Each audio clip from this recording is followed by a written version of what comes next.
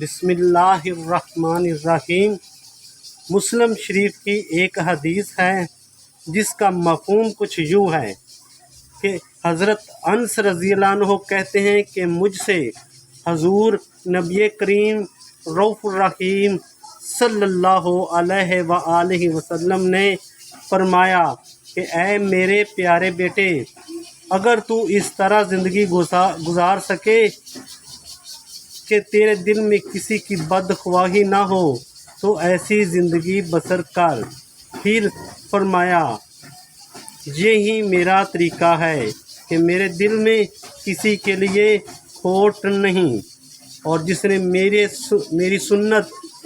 یعنی میرے طریقے سے محبت کی تو بلا شبہ اس نے مجھ سے محبت کی،